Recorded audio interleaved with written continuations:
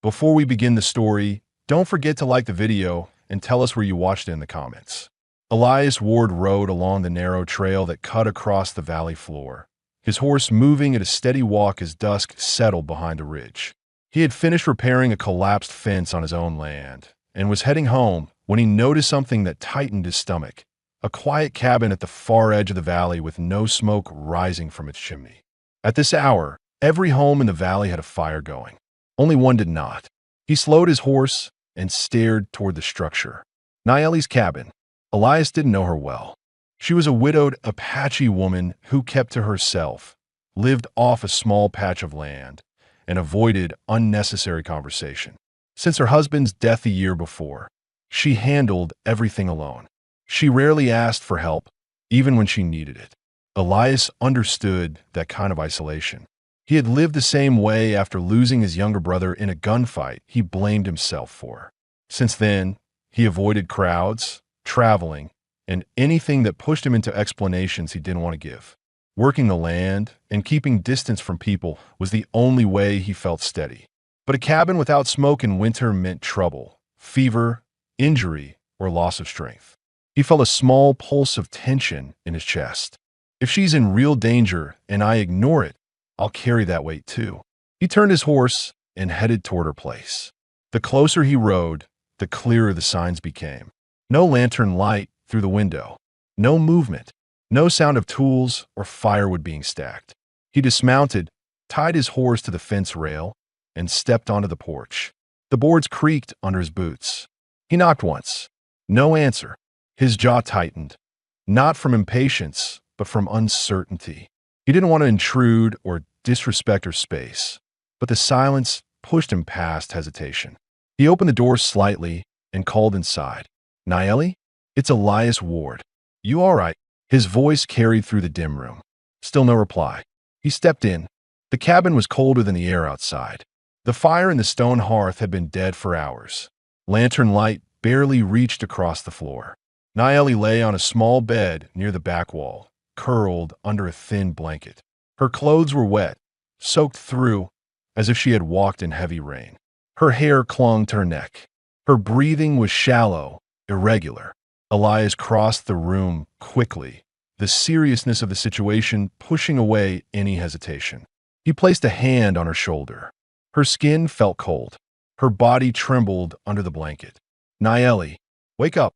Her eyes opened slightly, unfocused and glossy. She tried to speak, but only managed a weak sound. He smelled damp earth and cold air on her clothes. She must have walked miles in the storm that passed earlier. Fear tightened his throat. If she stays like this another hour, she won't make it. He spoke quietly, keeping his voice steady. You're freezing. I'm going to help you. Just stay with me. She blinked slowly, unable to respond. Elias moved with careful, deliberate motions. He took off his coat and draped it over her legs. Then he checked her clothes, wet all the way through, pulling heat out of her body. He hesitated for a moment, aware of the line between helping and intruding, but the urgency left no room for pride or overthinking. Your clothes are soaked. I'm going to get you dry, he said, speaking aloud so she understood his intent. She didn't resist. He knelt beside the bed and untied her wet shoes. They slid off easily, cold and heavy with water.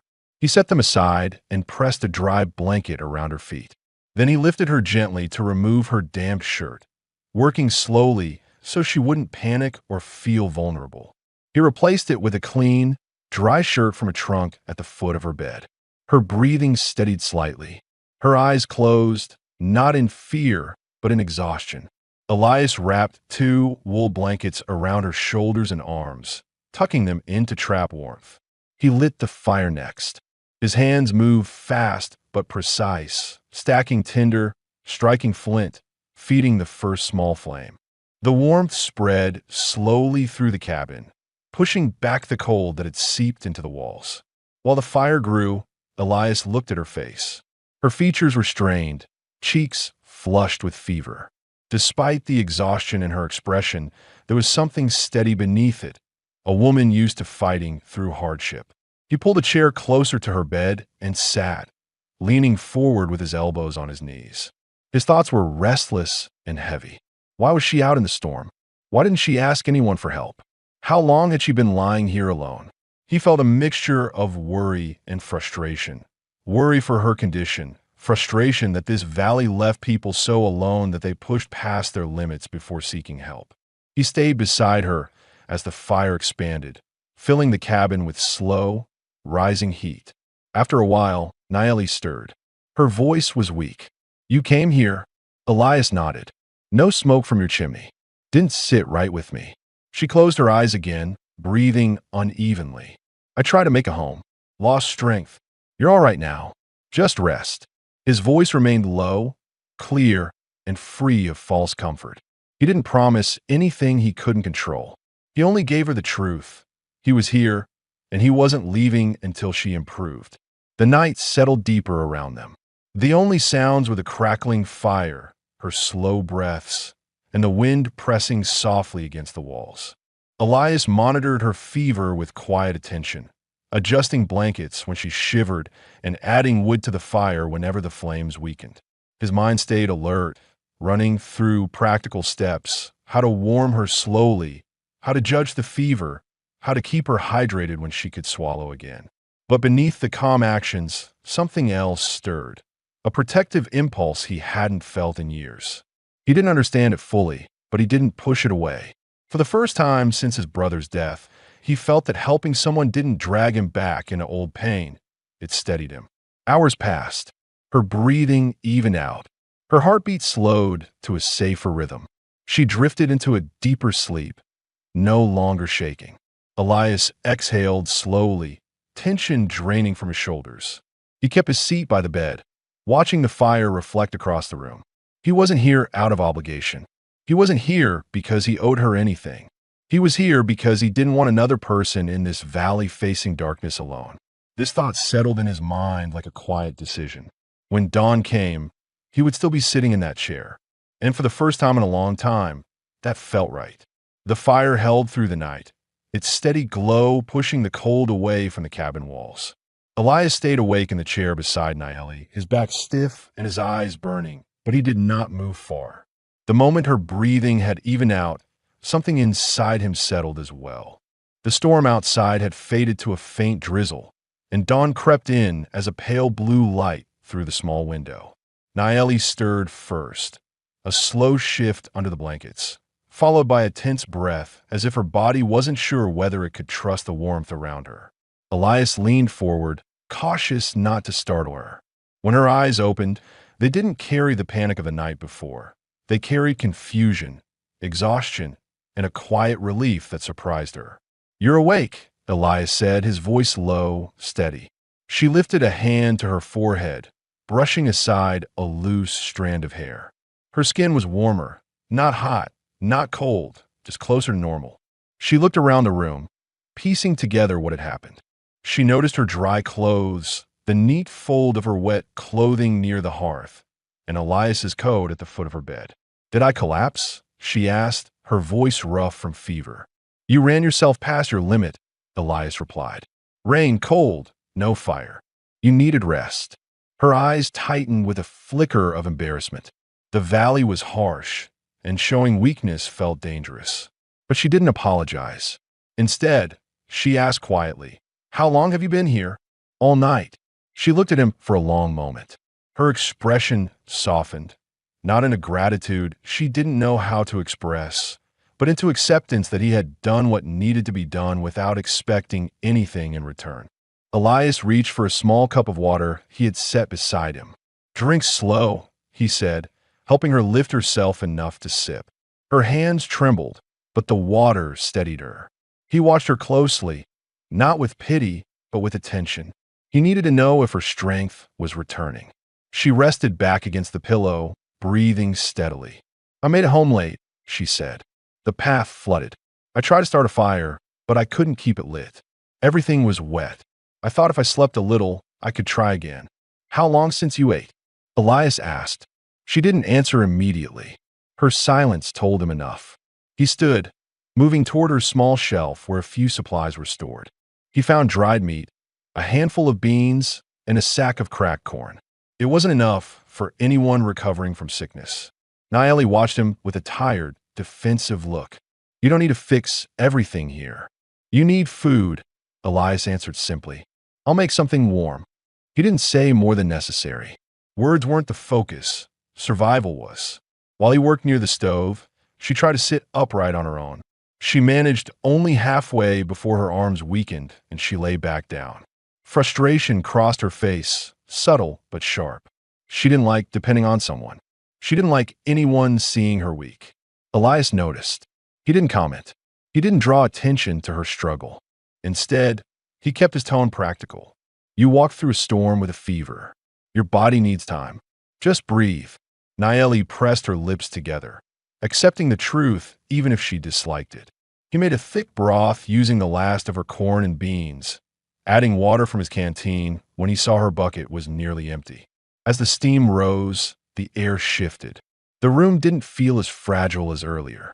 When he brought the bowl to her, she hesitated. Receiving help had never been comfortable for her. But her hands were unsteady and the hunger in her eyes betrayed her pride. Elias held the bowl steady while she ate, giving her enough space to feel in control, but staying close enough that she wouldn't spill or choke. Her breaths calmed between each bite. After a while she asked, "Why were you out near my land last night?" He answered plainly, "The fence near my creek collapsed. I was fixing it before dark. On the way home, your cabin looked cold. Didn't sit right." She considered this. Most people don't notice. I do. There was no emotion in his tone, but the honesty behind the words reached her more strongly than sympathy would have. As the morning brightened, Naeli tried again to sit up. This time she managed, even though the movement caused a brief rush of dizziness. Elias steadied her, without touching her unless she leaned toward him first. She studied him, his quiet posture, his guarded eyes, the way he stayed alert even while sitting still. "You didn't have to stay," she said. "I know. Then why?" He didn't answer immediately. He looked at the fire, thinking. The truth felt heavier than the words themselves. "You were alone," he said finally. "Didn't feel right leaving you like that." It wasn't a dramatic confession. It was a simple statement from a man who had spent years avoiding the responsibility of caring for others because every failure from his past still weighed on him. But last night something shifted. Staying felt necessary. Not out of duty, but because letting someone freeze a mile from his land would be a burden he refused to carry. Naeli absorbed his answer with a slow breath. The quiet between them wasn't tense or uncomfortable.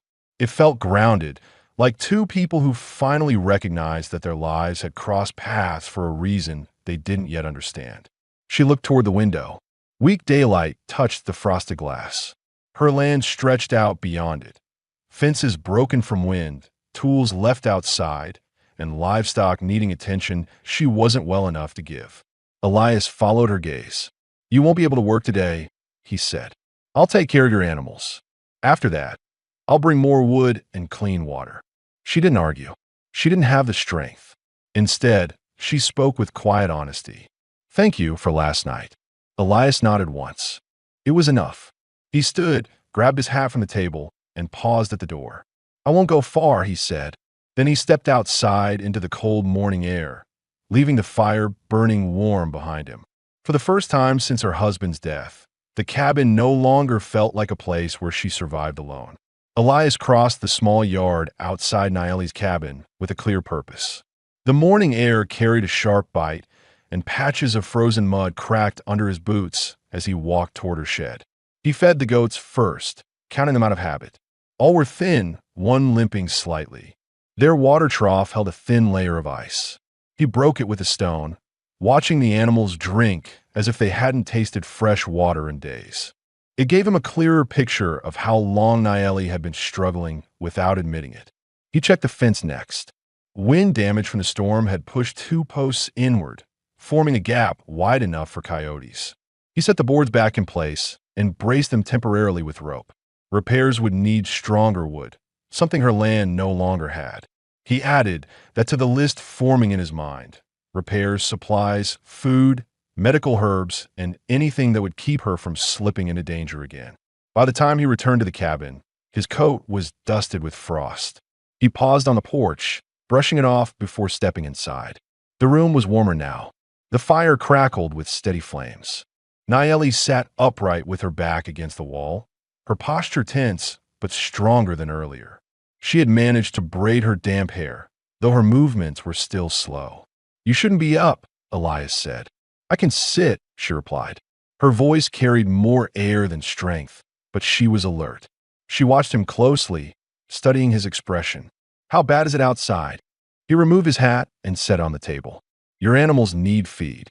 The fence will hold for now, but it needs real fixing. Water's fine. Land's soaked. Nothing we can't handle." Nayeli nodded, though her eyes tightened. She understood the weight behind his simple words. Struggling land meant struggling people, and she had been fighting alone for far longer than she admitted. After a quiet moment, she asked, "How did you know what to do so quickly last night?" Elias sat down across from her, resting his forearms on his knees. He didn't look away from her question. "I've seen enough sickness to know what cold and fever can turn into if you leave it alone." She studied him, waiting for more. It wasn't curiosity for gossip. It was the need to understand who was sitting in her home, helping her with a seriousness that didn't match the casual acquaintance they had before. Elias continued, after a slow breath. "I spent years riding with men who didn't always survive winter wounds. Learned fast or lost people. That's the truth of it." Nayeli's gaze softened. "You lost someone." He didn't answer immediately. His jaw shifted, a sign he was weighing how much of his history belonged in the room. He wasn't a man who shared easily, but her tone wasn't prying. It was steady, respectful. "Yes," he said finally, "my brother." The quiet that followed wasn't heavy. It was real, grounded, and honest. Nayeli lowered her eyes. "My husband died fighting for this land," she said quietly. "Not the soil itself, but the right to exist on it without being pushed out."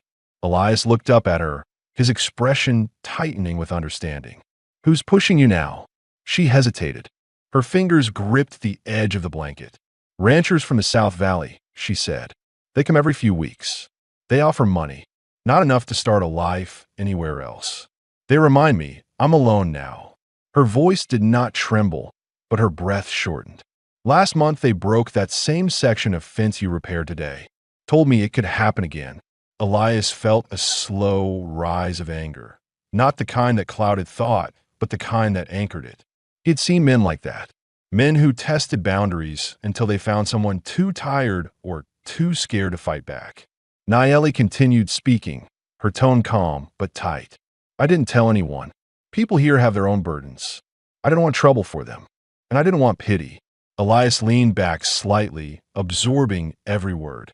He now understood why her food stores were low, why her land was neglected, why she pushed herself into the storm last night instead of asking for help. This wasn't just sickness or winter. It was pressure wearing her down piece by piece. "You're not alone," he said quietly. Nayeli looked at him, searching for the meaning behind the words. He didn't add anything, but the firmness in his eyes told her he wasn't offering comfort.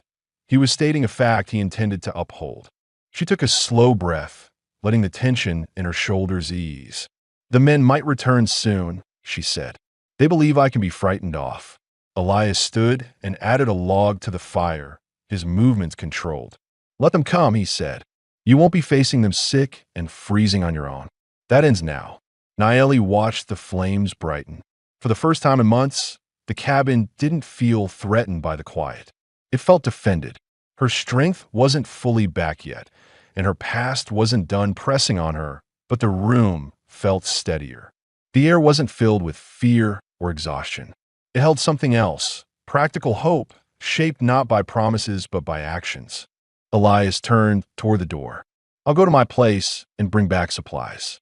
You'll need more than soup to recover. Stay warm. Keep resting. I'll return before the sun drops."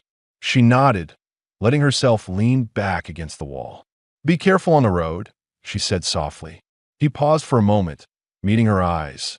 "I always am." Then he stepped outside, closing the door behind him as the fire continued to glow in the cabin he intended to keep safe. The trail back to Nayeli's cabin had hardened under the cold by the time Elias returned.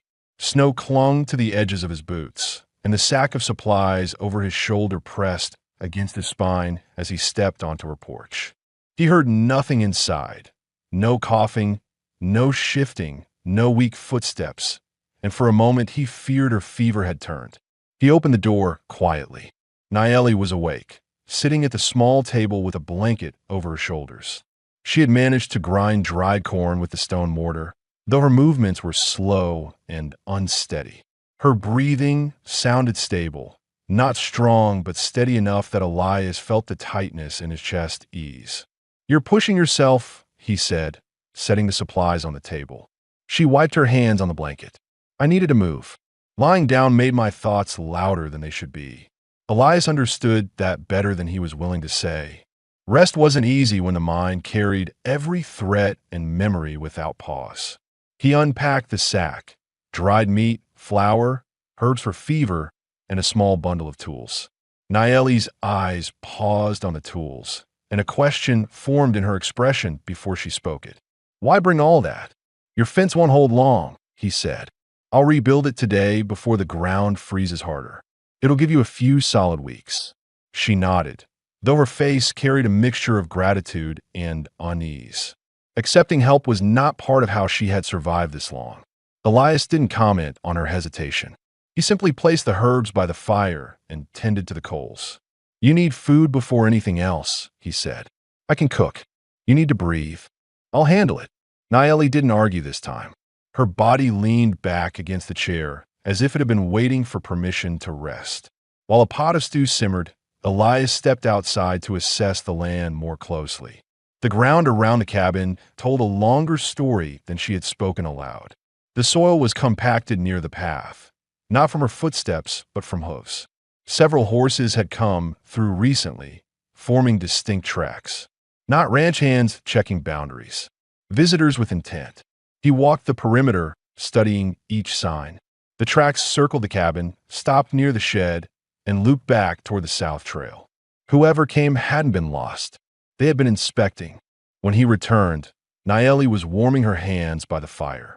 She noticed a change in his expression before he said anything. "There were horses here 3 days ago," Elias said. She lowered her gaze. "They came asking again." His jaw shifted with a controlled tension. "Did they threaten you?" "They said the winter would be hard. That someone alone shouldn't hold land she can't defend." Anger pushed a heat into his chest, but he kept his voice even. "They're testing you, seeing how weak they think you've become." She nodded once. "I didn't tell them I was sick. They don't need to know, and they won't." Elias handed her a bowl of stew. The smell of warm broth filled the room. She ate slowly, her hands still trembling but her eyes clearing with each spoonful. As she ate, she finally asked something she had held back for days. "Why do you care what happens here?" Elias sat across from her. He didn't look away from her question. "Because this valley has taken enough from both of us. I'm not letting it strip you down too." Her breath caught slightly, not from surprise, but from recognition.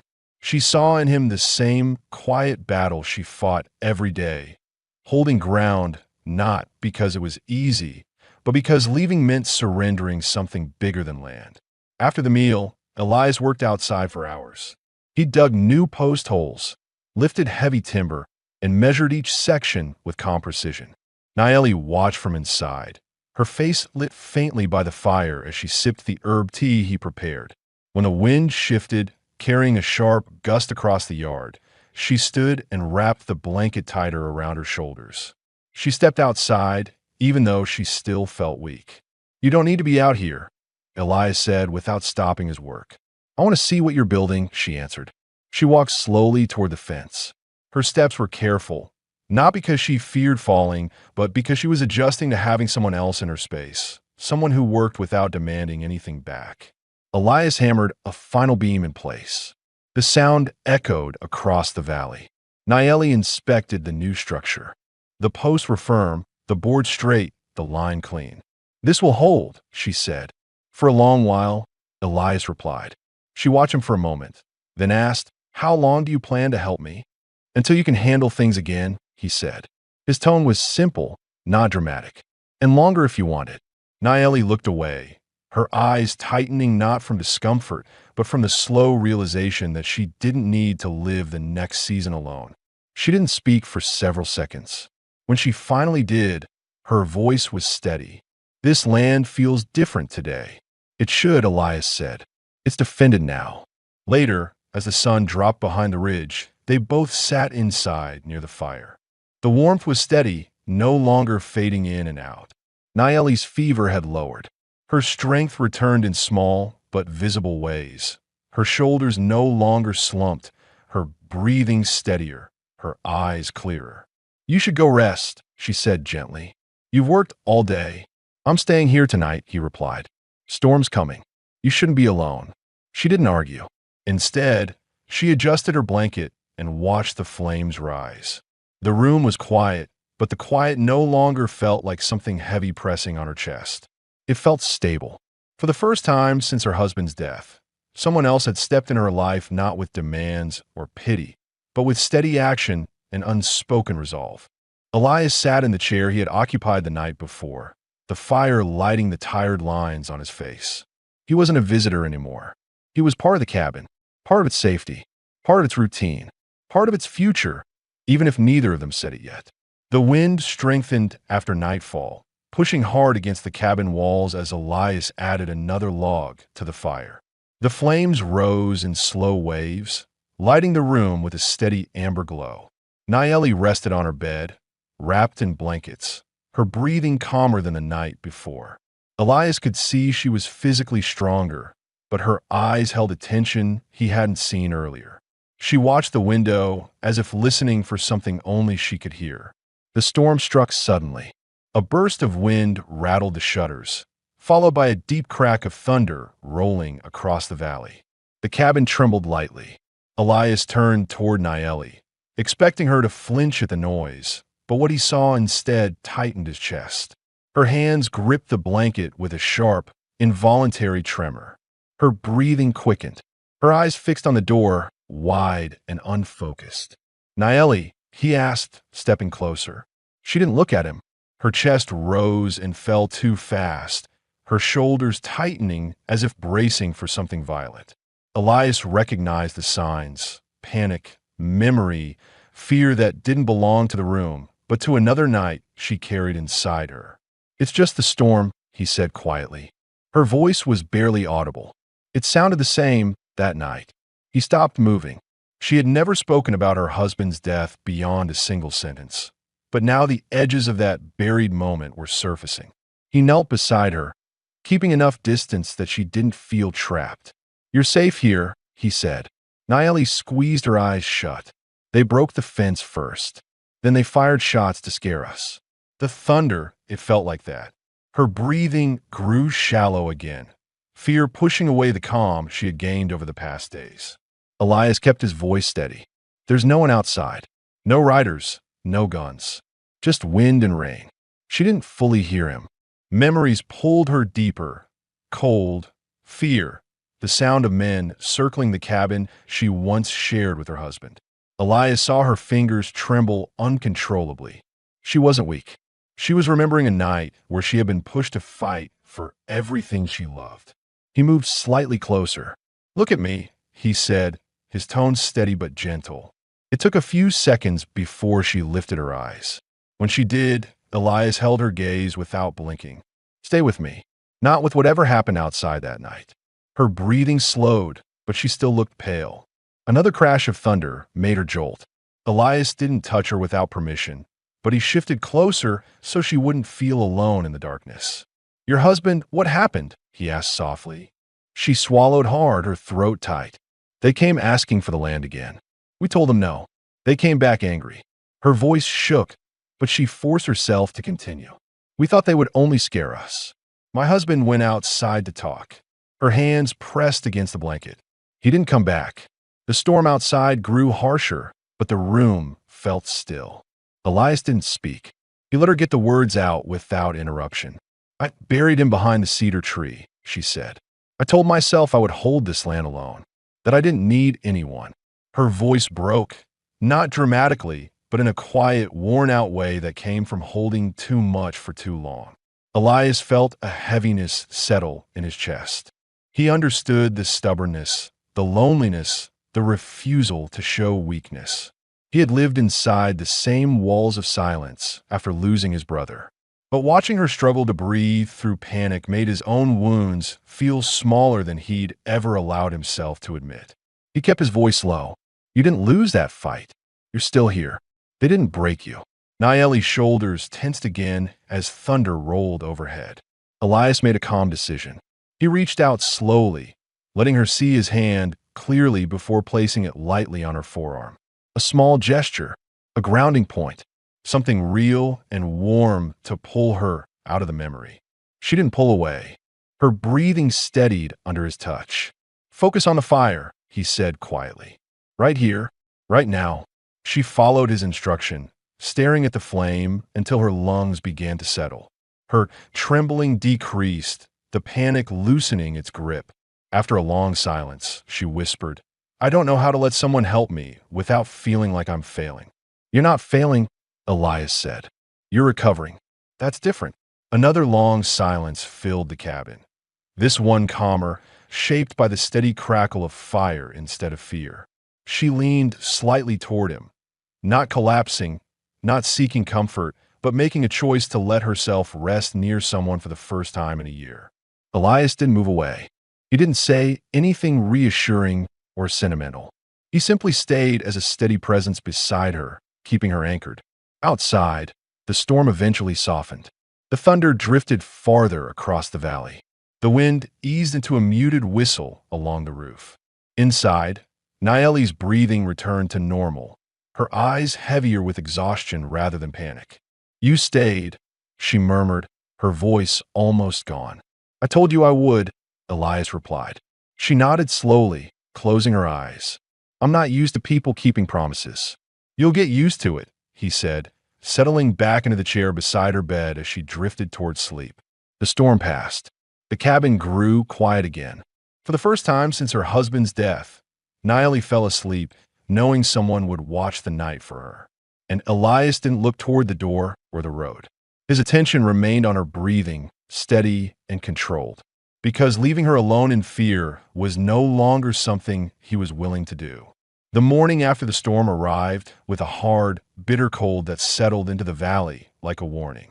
The sky held a pale, washed-out color, and the air felt dense, as if the weather itself was waiting for something to happen.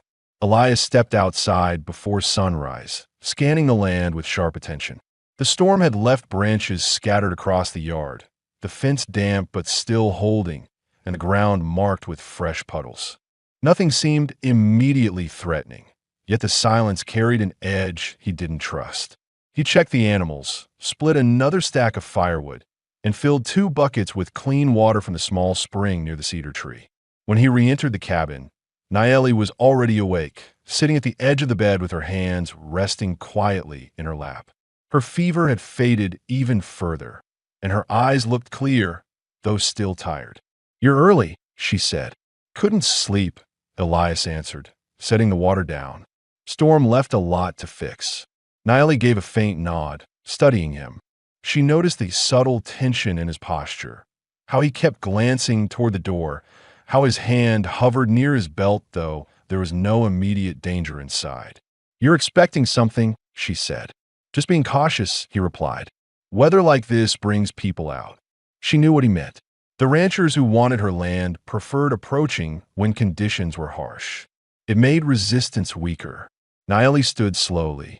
If they come, I'll stand with you. You will, Elias said, meeting her eyes. But not while sick. Let me take the front if anything starts. She didn't argue. Not because she felt weak, but because she recognized that he wasn't trying to take control. He was protecting the ground they now shared responsibility for. He poured her a cup of warm tea and brought it to her. Drink. It will keep your strength steady. As she lifted the cup, something outside shifted. Hoofbeats. Slow, deliberate, approaching from the south trail. Both of them turned toward the window at the same time. They're here, Nayeli said quietly. Elias stepped to the door, pulling on his coat with calm precision. He didn't rush, but he didn't hesitate either. Stay inside, he said. If they want a conversation, they can have it with me. Nayeli took a breath to steady herself. Don't let them provoke you. I won't, he said, but I won't let them intimidate you either. He opened the door and stepped out into the open air. Three men on horseback approached the front gate. Their coats were heavy, trimmed with dust from the long ride, and their horses were restless beneath them. Elias recognized one of them. Calver, a man known in the valley for pushing boundaries until someone pushed back harder. The other two looked like hired hands, older, hardened by work, and carrying rifles slung casually as if they were part of their bodies. Calver leaned forward in his saddle. "Morning, Ward," he said, voice smug. "Didn't expect to see you on this side of the valley." Elias stood firmly, his boots planted shoulder-width apart. "This land isn't yours," he said. "You shouldn't be here." Calver smirked. "We came to check on Miss Naeli. Heard she's been struggling." "She's fine," Elias replied. "And she doesn't need visitors." The two hired men exchanged a look, measuring Elias's stance. Calver narrowed his eyes. Funny thing, the moment a woman loses her husband, people start circling her land. Makes you wonder who she can rely on. Elias didn't flinch. "She relies on herself. I'm just helping her recover from a storm." Calver's smile thinned. "Storms come and go. Some hit harder than others." He leaned back in the saddle, his tone growing sharper. "You rebuilding her fence yesterday? That was kind of you. But you didn't ask who broke it." "I don't need to ask," Elias said. "I know who rides through here." The hired men shifted their weight, hands brushing near their holsters, not drawing but testing tension. Elias kept his expression steady, his posture calm. He didn't reach for his weapon. His control bothered them more than aggression would have. Calver's smile flickered. "We came with an offer," he said. "Last time we spoke with her, she wasn't feeling very cooperative. Maybe now she sees the sense in selling before winter worsens." "No sale," Elias said plainly. Calver raised an eyebrow. "You speaking for her? She doesn't need to speak to men who show up armed at her gate." A long silence settled between them, shaped by the cold air and the quiet defiance in Elias's tone. The horses snorted and shifted, sensing the mood. Calver leaned forward again, voice low. "You think you can protect her from everything? You're one man." "That's enough," Elias said. Naeli stepped out of the cabin then, blanket over her shoulders, standing behind Elias, but visible enough to show she wasn't hiding. Calver's eyes flicked toward her, assessing her strength, her posture, and the absence of fear in her stance. She spoke clearly. "My answer is the same as before. I'm not selling. You have no right to be on my land." Calver's expression soured. "You're making this harder than it needs to be." "No," she said. "You are." Elias didn't move, but the shift in his shoulders made it clear that the conversation was over. Calver clicked his tongue and pulled the reins. "We'll come back," he said. "Think this through before then." "We'll be ready," Elias replied. The men turned their horses and rode away, the sound of hooves fading slowly down the trail. Elias watched until they disappeared behind the ridge. Naeli stepped closer to him. Her breath released shakily, though her expression stayed steady. "They'll return," she said. "Yes," Elias answered, "but they won't walk over this land again." She looked at him, seeing the certainty in his posture, the controlled anger beneath the surface, and the promise he hadn't spoken aloud, but made clear through every action since the night he found her. For the first time, the threat didn't make her feel small, because she wasn't facing it alone now. Elias opened the gate and walked back toward the cabin with her, the cold air settling behind them, as if the land itself recognized that something had changed. Two people now stood against what once overwhelmed one. The cold settled deeper into the valley after Calver and his men disappeared beyond the ridge. Elias and Naeli walked back to the cabin without speaking, both aware that the men's departure wasn't an end. It was a pause. The threat remained, and the next visit would come with more pressure. The air inside the cabin felt warmer than the tension outside, but an uneasiness lingered. Naeli set the blanket aside and sat at the table. The storm from the night before, the panic, the fever, the confrontation, everything weighed on her body. Still, her posture remained steady. Elias removed his coat and hung it near the fire, watching her with quiet observation. "They'll try again," she said. "They never leave something alone once they've claimed it in their minds." "They don't claim this," Elias replied. "Not while I'm here." She studied him, her eyes clear but filled with something he hadn't seen before. a mixture of concern and determination. You shouldn't put yourself at risk for me. It isn't just for you, Elias said. The valley changes if men like that win. Everyone loses ground, not just the one they push first. Nayeli lowered her gaze. She knew he was right. Calver's type didn't stop at one victory. They found the next vulnerable person, the next piece of land, the next quiet voice they believed they could silence. Her husband had fought alone, believing the law would come in time. It never did. Elias sat across from her. His hands were steady, but there was a line of tension across his shoulders, controlled, focused, but present. We need to prepare, he said. Nayeli looked up. Prepare how? By making it clear that this land isn't weak, Elias explained. They came believing you'd fall back when threatened. We prove the opposite. She hesitated. I don't want bloodshed. Neither do I, Elias said. Violence attracts more violence. But protection doesn't have to escalate. It has to be visible. Nayeli exhaled softly. Tell me what you have in mind. Elias leaned forward. His plan was simple but practical. Reinforce the fence properly, secure the doors with stronger beams, make sure supplies were stored so no threat could starve them out, and ensure that the property showed signs of active care. Fresh wood piles, repaired sheds, mended fences. A well-maintained home signaled strength, not abandonment. Nayeli listened carefully. I can help with some of that, she said. You'll help when you're strong enough, Elias replied. Today, you stay warm. You're still recovering. She didn't argue. Instead, she watched him gather tools and supplies, as if preparing for a job he had taken on long before he admitted it. His movements were calm, practiced, as though building stability for someone else gave him a sense of direction he hadn't felt in years. When he stepped outside to start reinforcing the gate, Nayeli followed to the doorway. Elias. He turned. If they come again, she said, I want to stand beside you. This is my land. I need to protect it too. He studied her for a moment, recognizing the resolve in her voice. You will, when the time comes. The day passed in steady work. Elias rebuilt the gate with thick beams and crossbars, shaping it into something that sent a clear message to anyone approaching. He replaced old nails, tightened hinge bolts, and reinforced the joints. Nayeli, though still weak, sorted tools, cleaned the shed entrance, and organized the small pile of firewood with slow but deliberate movements. Each action reconnected her to her land, reminding her that she was not a passive victim of circumstance. As the sun dipped low, Elias stood back from the gate, examining his work. The structure looked solid, grounded, and protective, something that could withstand force without collapsing at the first push. When Nayeli stepped beside him, she nodded approvingly. It looks stronger, she said. It is, Elias answered.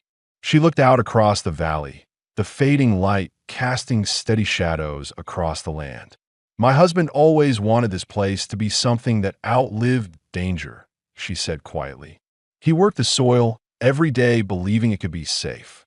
Elias listened, understanding that this wasn't about the land alone. It was about preserving the last piece of a life that had been taken from her. He didn't offer comforting words. Instead, he spoke with the same grounded honesty he used for everything else. You're keeping it safe, he said, not because you have to, but because it matters to you. Nayeli turned toward him. Does it matter to you? He met her gaze without hesitation. Yes. The answer hung in the cold air, not adorned, not softened, not explained further. It was simple truth, and she accepted it with a small nod. They returned inside, just as the temperature dropped sharply. Elias lit the lantern and added fuel to the fire. Nayeli sat near the warmth, her tiredness clear but not overwhelming. Elias pulled a chair closer, not directly beside her, but close enough that she felt his presence without feeling crowded. You said something earlier, she said quietly, that this valley changes if those men win. What did you mean? Elias thought for a moment before answering. When people see someone alone being pushed, they assume it's safer to stay quiet. That fear spreads. I've seen in other towns. One threat leads to another. If we stand firm now, it stops before it grows. Nayeli absorbed his words. You've seen this before? Enough times, Elias said. Sometimes I fought it. Sometimes I turned away. His jaw tightened. Turning away always cost more. Naeli didn't push for details. His voice carried history, loss, guilt, choices he wished he had made differently. She recognized a part of herself in that wait. After a long pause, she said, "I'm glad you didn't turn away this time." Elias looked into the fire. "Me too." The night settled more softly than the one before. No storm pounded the walls. No panic rose in the silence. Instead, the cabin held a quiet sense of purpose. Their roles were shifting, from caretaker and patient to partners preparing for a shared challenge. Naeli laid down to rest again, her breathing calm and even. Elias remained awake in the chair, keeping watch not because danger felt immediate, but because it felt right. The land outside was still, the darkness steady, the future uncertain, but no longer something either of them faced alone. Two lives that had spent years surviving in isolation were beginning to form something stronger, a decision to stand together, not out of desperation, but out of recognition. The valley no longer felt divided between two separate cabins. It felt like one defended home. The next morning arrived with a heavy stillness. The valley was quiet, the kind of quiet that made Elias step onto the porch before the sun fully cleared the ridge. He scanned the landscape the way a man does when he expects trouble, not with fear, but with calculation. The reinforced gate stood firm, the shed secured, the animals moving calmly. Nothing seemed out of place, yet the air held a weight that hadn't been there the day before. Naeli stepped beside him, wrapped in a thicker blanket. Her fever was gone, and although her body was still weak, her eyes showed a steady resolve. "They'll come today," she said. Elias didn't question how she knew. "I'm ready." "So am I," she answered. He looked at her, measuring her strength. She wasn't fully recovered, but she wasn't fragile either. She stood straight, breathing steadily. The blanket held around her shoulders not as a shield, but as a practical necessity against the cold. She wasn't hiding anymore. Elias opened the door for her to sit near the fire, but she shook her head. "I want to be outside when they come. Then you'll stand beside me," he said. Naeli nodded once. It wasn't defiance, it was choice.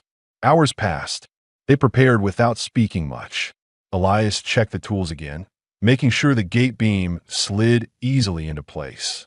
Naeli moved slowly through the yard, gathering what she could carry: dried herbs, spare cloth, small items she didn't want broken or taken.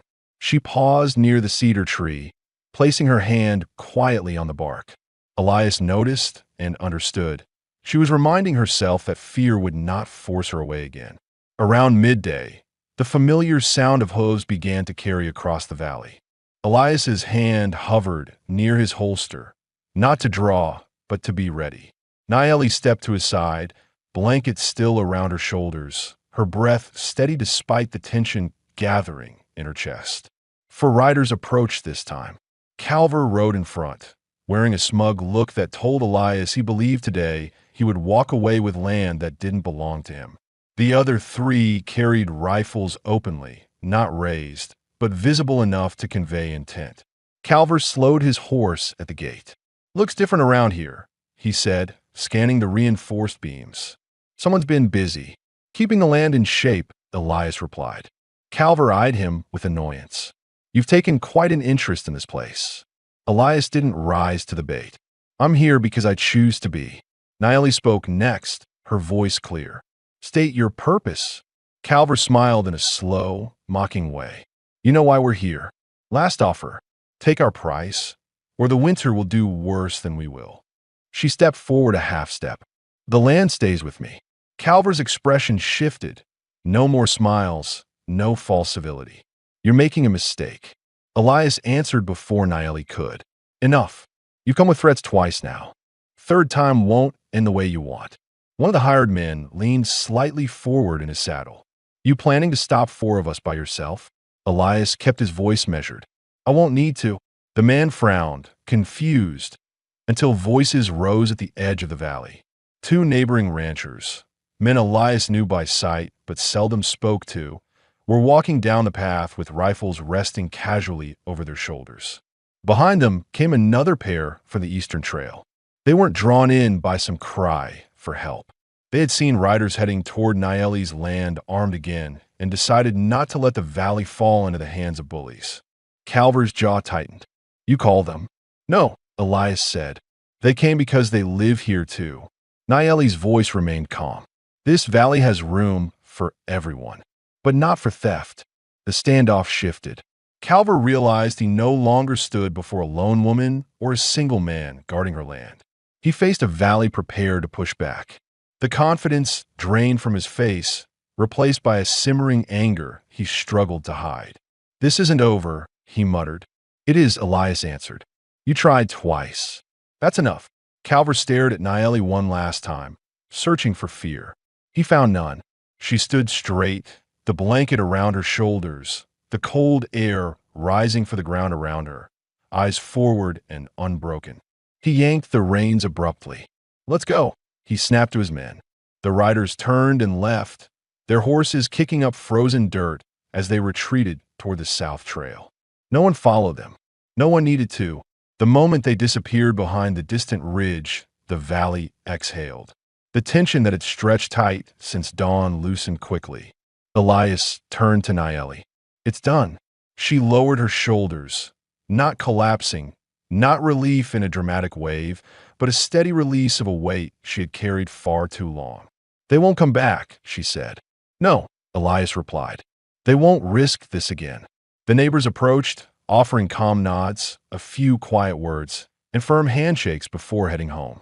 None stayed long, none pried into details. They helped simply because it was right. Elias appreciated that. When the yard fell quiet again, Naeli stepped beside Elias, looking at the gate, the valley, the land that had nearly been taken from her.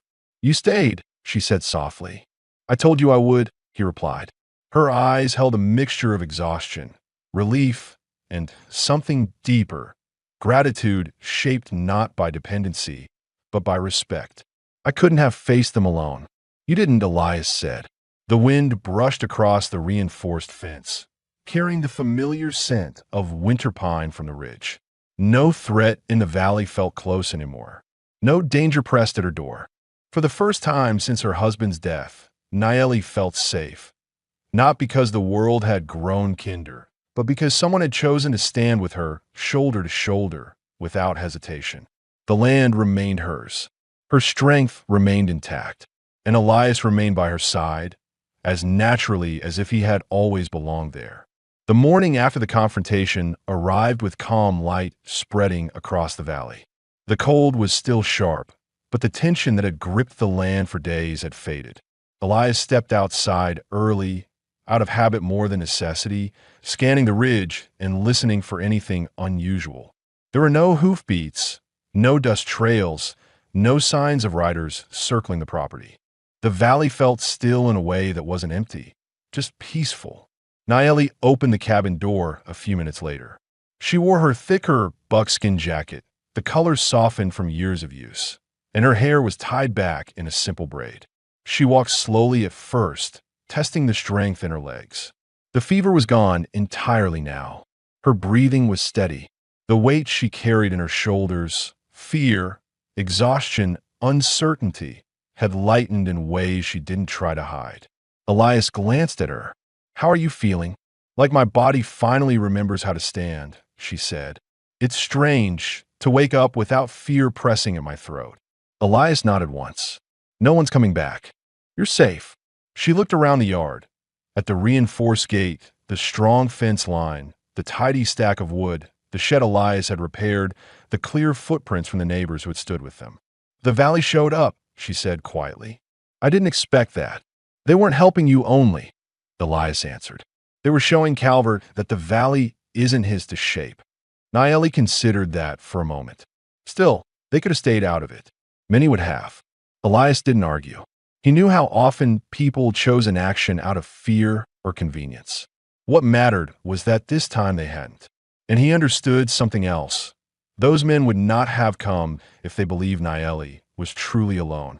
His presence had changed more than just the physical safety of her land. It had changed how others saw her situation. She stepped closer to Elias, her expression thoughtful. You were right, she said. Strength isn't just surviving alone.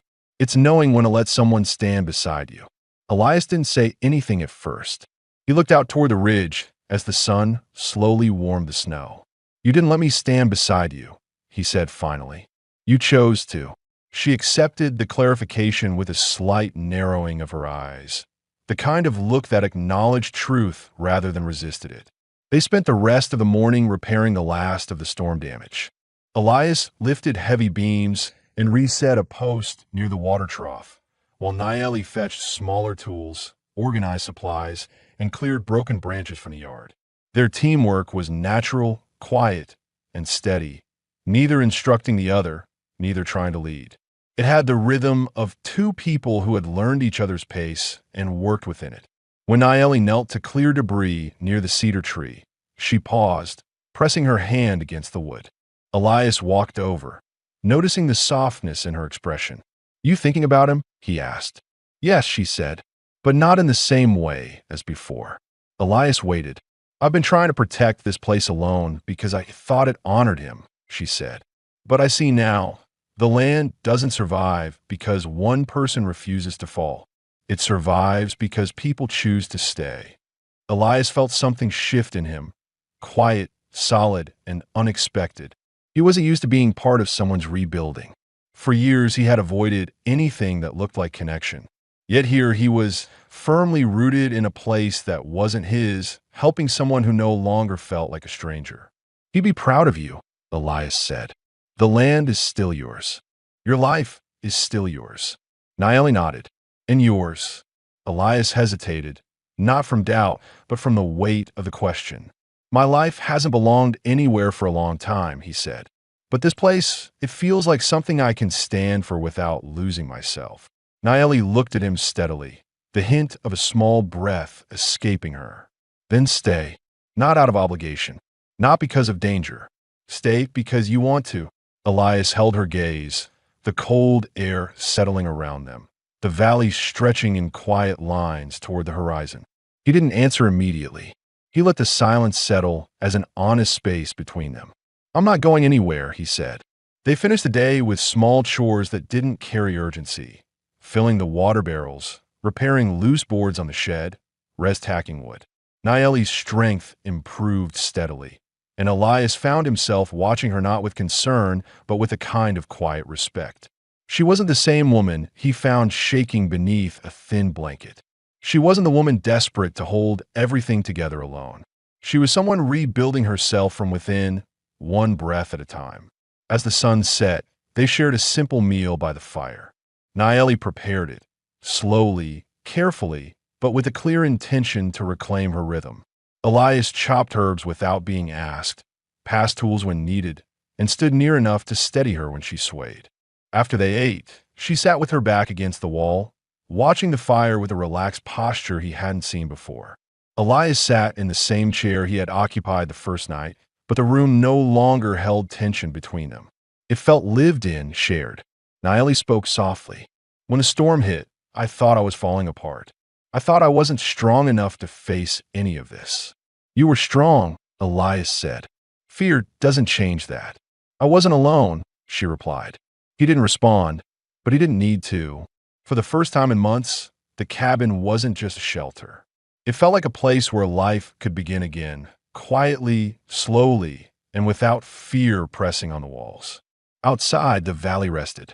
Inside, two lives that had been broken in different ways were beginning to form something steady. Not a promise, not a declaration, just the beginnings of a life built side by side, with no reason to walk away. The first signs of spring appeared slowly across the valley. The snow thinned near the fence line. Patches of brown earth pushed through in uneven shapes, and the air carried a softer edge when the sun climbed over the ridge. Elias noticed the change early in the season, tiny details he'd learned to read after years of working land that didn't always give back what it took. The valley was waking, and with it came a shift in the way both he and Naeli moved through each day.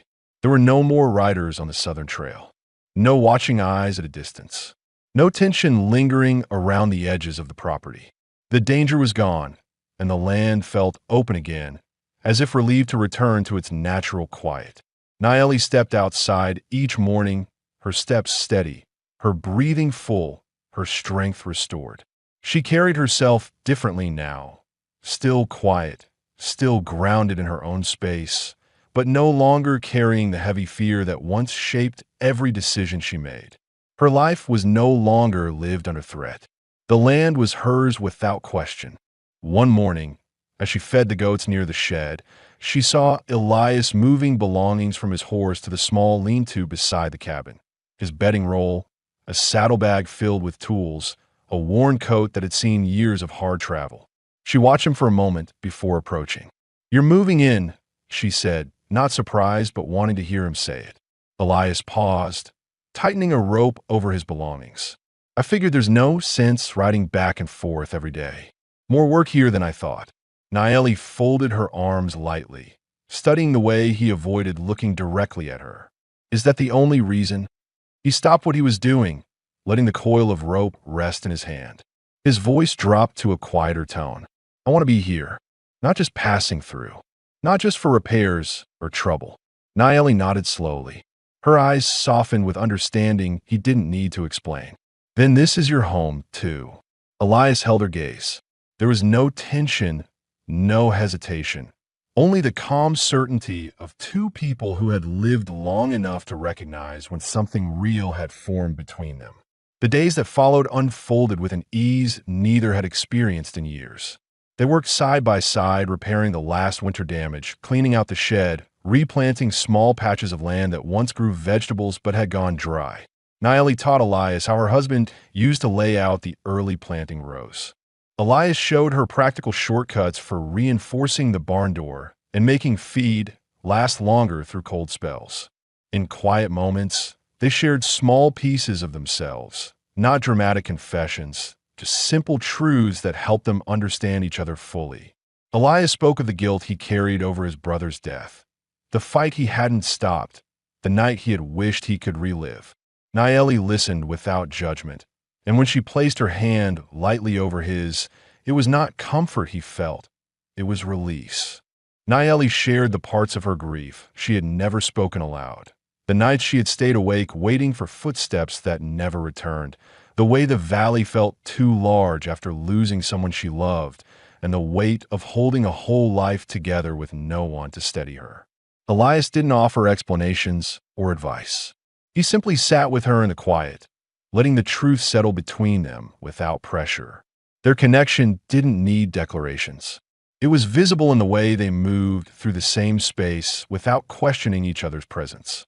As spring grew warmer, Elias began building an addition to the cabin, a small room attached to the west side, framed with timber he hauled from the ridge.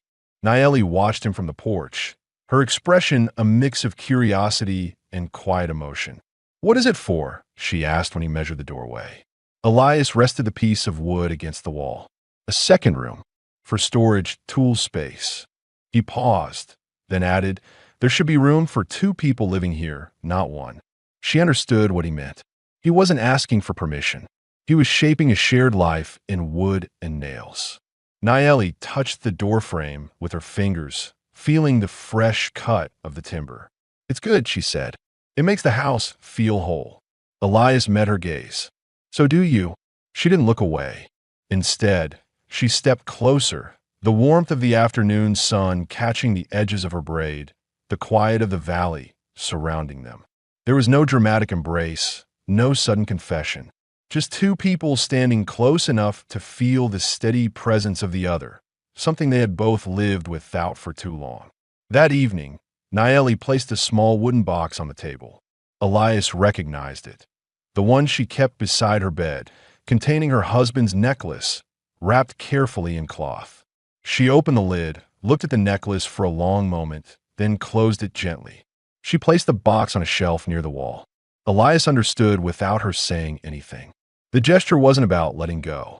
It was about letting the past rest without shutting it away. When she turned toward him, her voice held no sadness. "This home has room for what came before. And what comes next?" Elias stepped closer. "What comes next?" She didn't answer with words.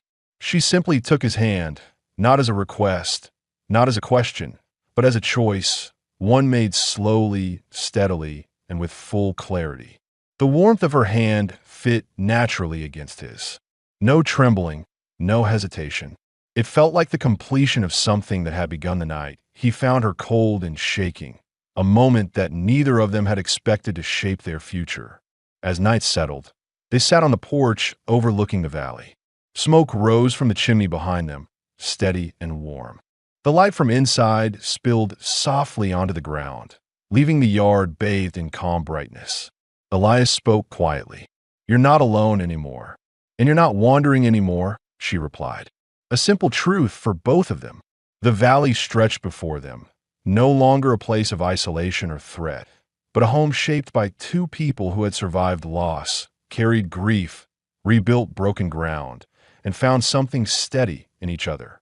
There were no more unanswered questions, no fear waiting in the shadows, no uncertainty about what they meant to one another. Their lives, once fractured in different ways, now rested in the same place, chosen, shared, and firmly rooted. The fire inside the cabin burned evenly, glow spreading across the wooden walls, warm and bright. For the first time in a long time, both of them knew they would face every season from here on together.